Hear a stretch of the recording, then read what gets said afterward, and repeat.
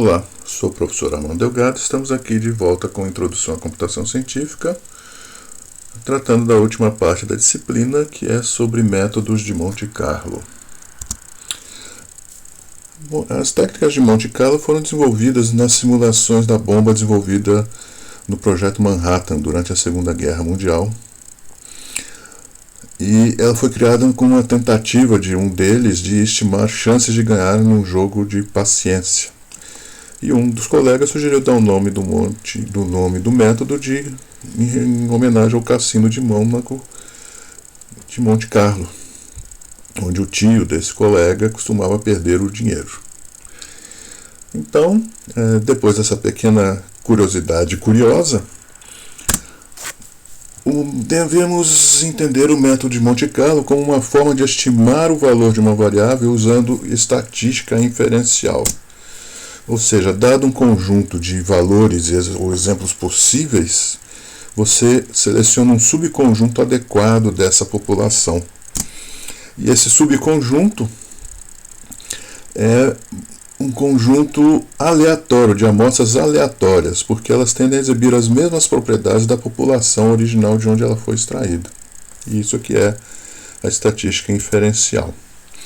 As principais classes de problemas em que são aplicadas as técnicas de Monte Carlo, os métodos de Monte Carlo, são em otimização, integração de funções e sistemas caóticos.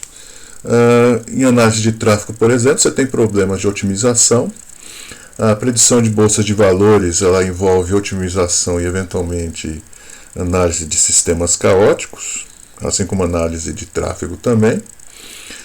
Desenho de circuitos integrados envolve problemas de otimização e também no desenvolvimento de modelos matemáticos de astrofísica e comunicação e engenharias, onde você tem uma gama bastante grande de aplicação com integrações de funções mais complicadas.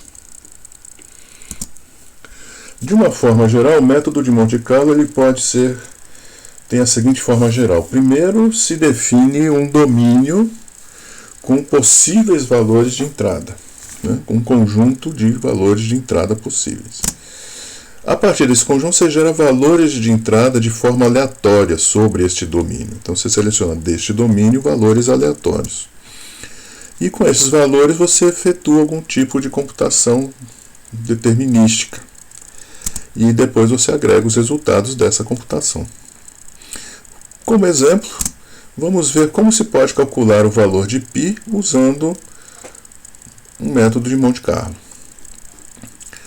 O valor de π ele pode ser calculado a partir de um quadrante do círculo. Vamos supor que você tem um quadrante de círculo de raio 1 e ele está inscrito em um quadrado de lado 1 por 1.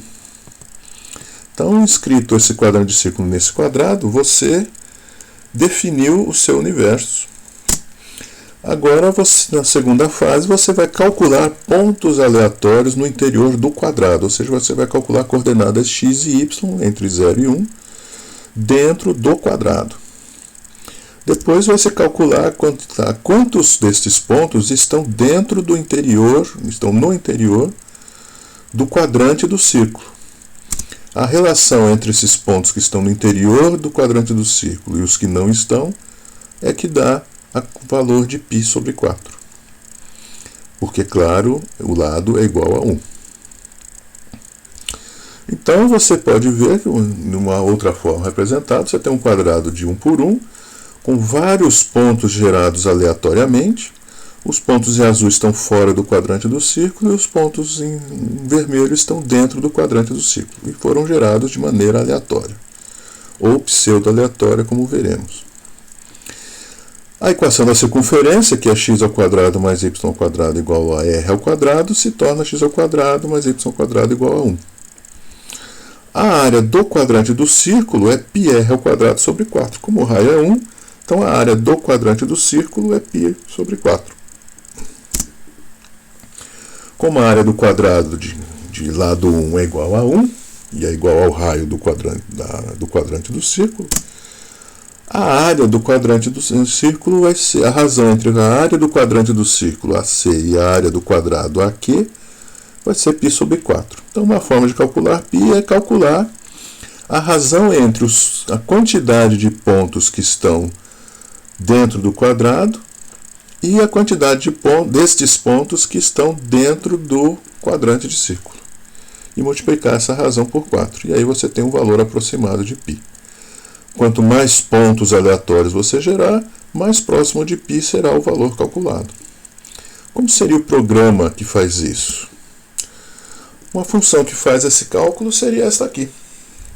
Vamos supor que eu defino uma função π, que recebe um valor n.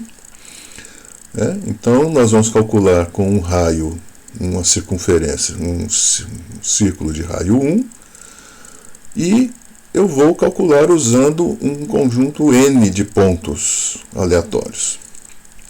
Então, para estimar a área do quadrante do círculo, eu vou calcular n pontos aleatórios. Então, tem uma repetição que vai calcular pontos x e y, n pontos x e y, e eles são calculados, por exemplo, dessa forma. Eu tenho que calcular pontos que estão, valores de x e y que estão entre 0 e 1.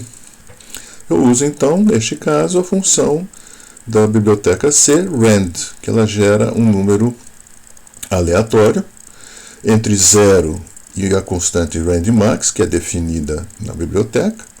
Então, se eu divido o valor de rand por randmax, eu vou ter um valor entre 0 e 1.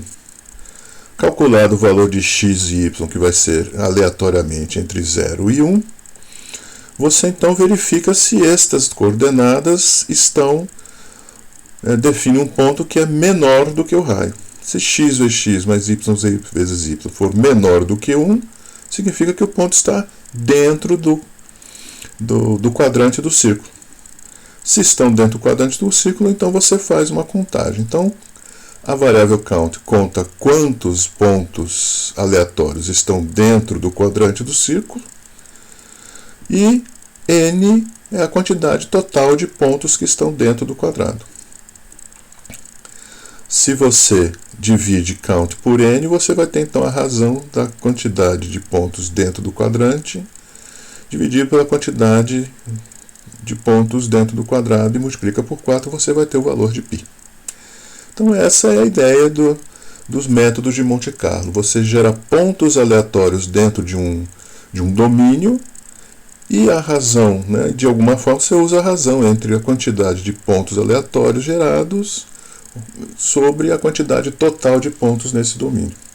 E esta razão, esta relação é usada para fazer um cálculo qualquer.